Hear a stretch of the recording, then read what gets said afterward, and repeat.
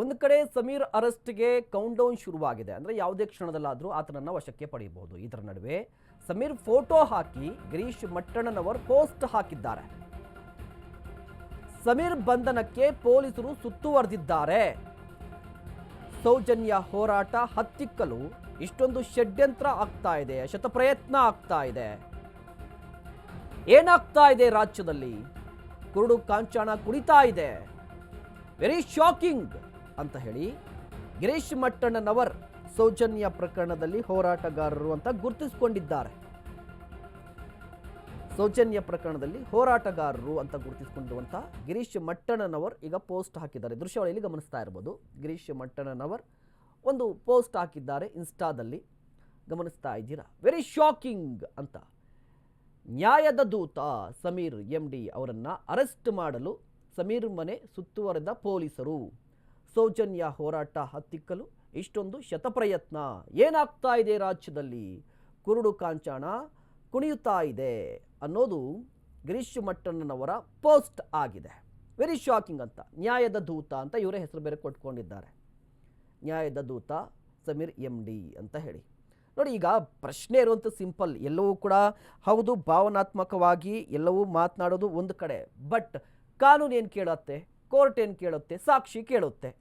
ಯಾವ ಸಾಕ್ಷಿ ಇಟ್ಕೊಂಡು ಇಷ್ಟೆಲ್ಲ ಮಾತನಾಡಿದ್ರಿ, ಸಾಕ್ಷಿ ಕೊಡಿ ಅಂತ ಕೇಳುತ್ತೆ ಅಷ್ಟೇನೆ. ಸಾಕ್ಷಿಗಳು ಇದ್ದು ಮಾತನಾಡಿದ್ರೆ ಇವರು ಸೇಫ್ ಆಗ್ಬೋದು. ಸಾಕ್ಷಿಗಳು ಇಲ್ಲದೆ ಕೇವಲ ಆರೋಪಗಳನ್ನು ಮಾಡ್ತಾ ಅಪಪ್ರಚಾರವನ್ನು ಮಾಡ್ತಾ ಇದ್ದರೆ ಕ್ರಮ ಕೂಡ ಹಾಗೆ ಆಗುತ್ತೆ.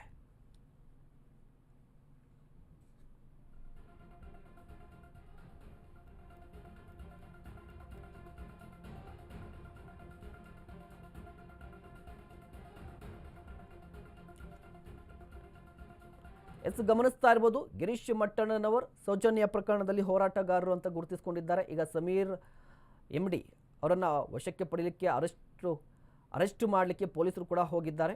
ಇದೇ ವಿಚಾರಕ್ಕೆ ಸಂಬಂಧಪಟ್ಟಂತೆ ಒಂದು ಪೋಸ್ಟ್ ಹಾಕಿದ್ದಾರೆ. ಮತ್ತೊಂದು ಕಡೆ ಪೊಲೀಸರು ಈಗ ಮಹೇಶ್ ಶೆಟ್ಟಿ ತಿಮ್ಮರೋಡಿ ಅವರನ್ನು ಬಂಧನ ಮಾಡಿದ್ದಾರೆ. ನಿಂದನೆ ಪ್ರಕರಣದಲ್ಲಿ ಮಹೇಶ್ ಶೆಟ್ಟಿ ತಿಮ್ಮರೋಡಿ ಅರೆಸ್ಟ್.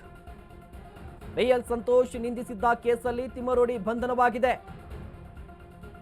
ಬ್ರಹ್ಮಾವರ ಠಾಣೆಗೆ ಕರೆದುಕೊಂಡು ಹೋಗಿದ್ರು, ವಿಚಾರಣೆ ನಡೆಸ್ತಾ ಇದ್ರು. ಈಗ ಅರೆಸ್ಟ್ ಮಾಡಿದ್ದಾರೆ.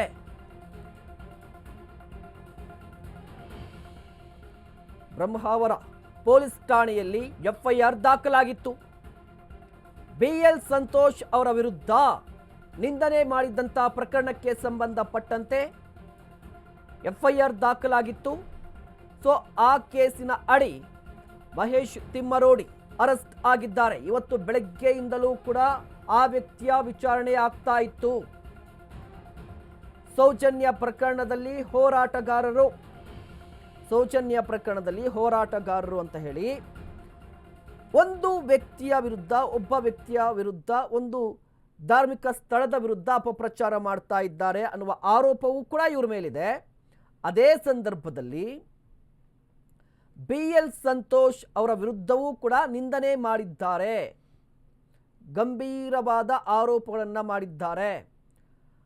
ಜೊತೆಗೆ ಸರ್ಕಾರದ ವಿರುದ್ಧ, ಗೃಹ ಸಚಿವರ ವಿರುದ್ಧ, DK ಶಿವಕುಮಾರ್ ವಿರುದ್ಧ, ಎಲ್ಲರ ವಿರುದ್ಧವೂ ಕೂಡ ಈತ ಮಾತನಾಡ್ತಾ ಇದ್ದಾನೆ. ಕ್ರಮ ಯಾಕಿಲ್ಲ ಅಂತ ಹೇಳಿ ಸದನದಲ್ಲಿ BJP ನಾಯಕರು ಪ್ರಶ್ನೆ ಮಾಡಿದ್ರು. ಇದರ ನಡುವೆ BL ಸಂತೋಷ್ ವಿರುದ್ಧ ನಿಂದನೆ, ಈ ಪ್ರಕರಣಕ್ಕೆ ಸಂಬಂಧಪಟ್ಟಂತೆ ಈಗ ಮಹೇಶ್ ತಿಮ್ಮರೋಡಿ ಅರೆಸ್ಟ್ ಆಗಿದೆ. BL ಸಂತೋಷ್ ಅವರನ್ನ ನಿಂದಿಸಿದ್ರು. ಇದಕ್ಕೆ ಸಂಬಂಧಪಟ್ಟಂತೆ ದೂರು ದಾಖಲಾಗಿತ್ತು.